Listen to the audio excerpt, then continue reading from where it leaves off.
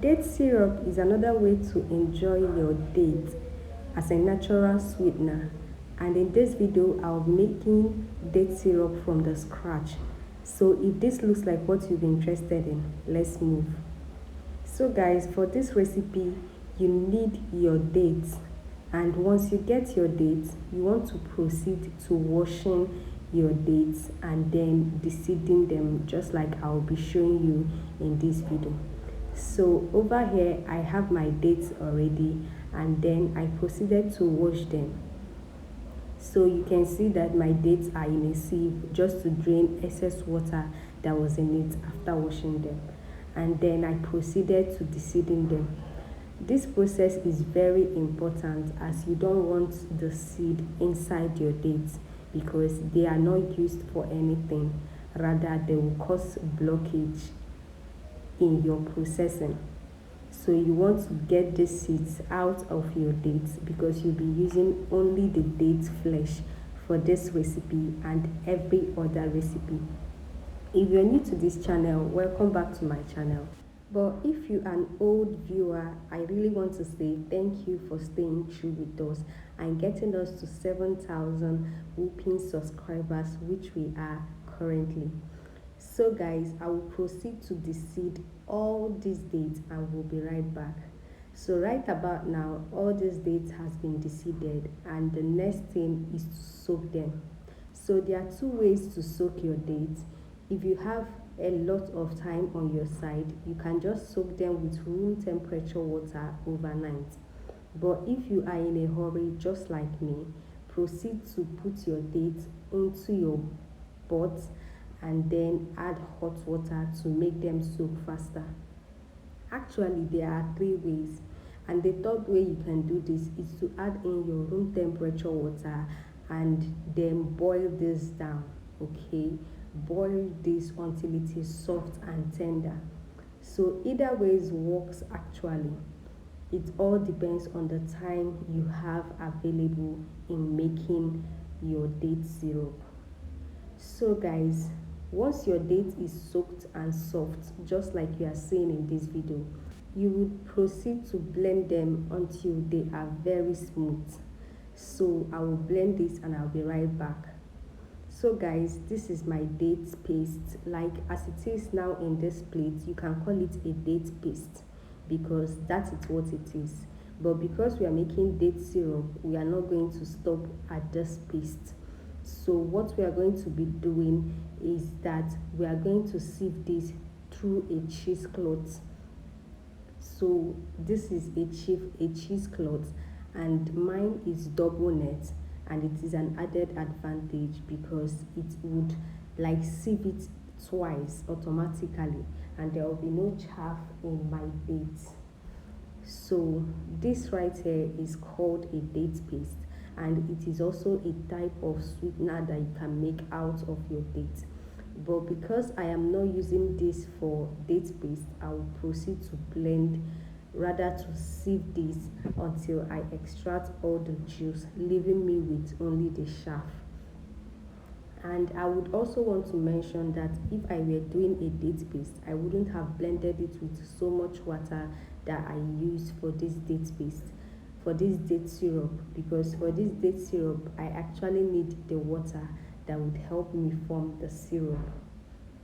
So guys, if you've watched this video to this point, I would advise that you give us a thumbs up so that YouTube can recommend more of our videos to more people so they can get value for their time.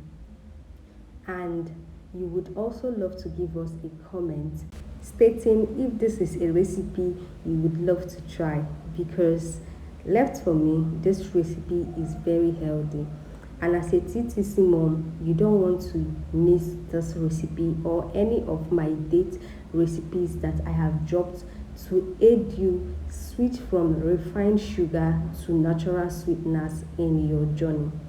So you don't want to miss any of this.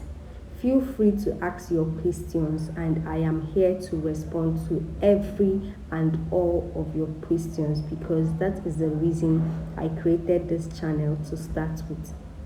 You are my priority, and I'll be here to serve you wherever and whichever way to make your journey easy and prosperous.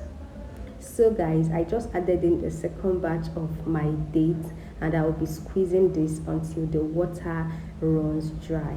So you can see that in this video the water has actually been extracted, the juice from the date has been extracted, leaving me with just a little chaff, which I'll be removing very soon.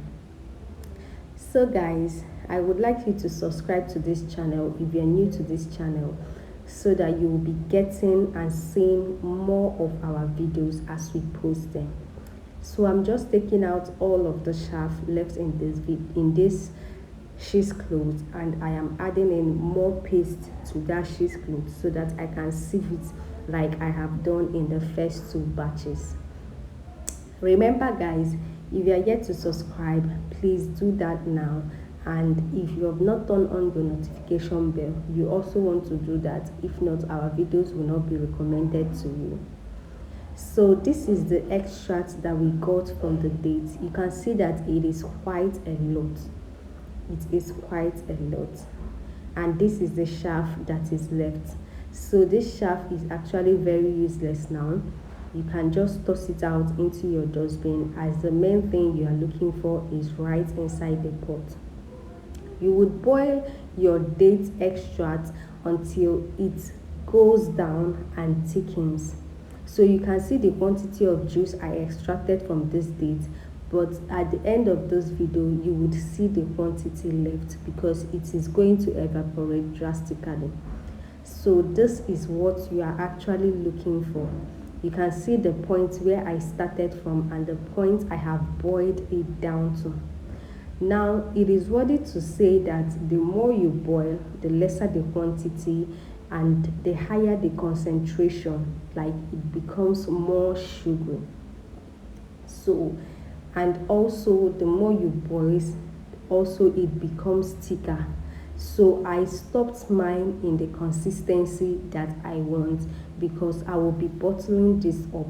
I won't be using a plate that would make it easy to scoop.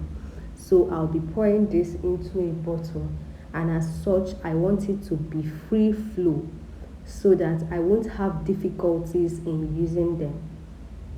Now if you want yours to be thicker, feel free to boil it down some more, but for me this consistency works perfectly. And here you can see that the date syrup is actually still hot, so that is why it's still looking a bit watery. So when it cools down, it will thicken some more, like you are seeing in this video. So when it cools down, it thickens some more. So don't make the mistake of leaving it to boil down a lot, that when it cools down it now becomes very thick and you can't even bottle it, because it will be so thick. And if you ended up bottling it while you want to use it, you will see that it would not flow freely. So I advise this consistency. It works best for me. But something else that you should note is that the thicker the consistency, the longer it lasts. So it's a two-way thing. It's either you choose the free flow as opposed to the long lasting, or you choose it to last longer as opposed to the free flow. But whichever way, you just have to navigate through the time that you have to use it, and then do what comes best or what works best for you and your family. So I'm just going to bottle this up and I would refrigerate. The best way to preserve your date sugar, rather your date syrup and your date paste, is to refrigerate. But for your date sugar, you can leave it in your counter for as long as possible. But for your date paste and your date syrup, it needs to be refrigerated, otherwise it goes bad within a little time. So this is the quantity I got from this batch, and I hope this video helped you. If you find value for this video, don't forget to like, comment, subscribe and share this video. Someone else might need it. So dirty moms, say no to refined sugar today and use more of dates, which are very healthy.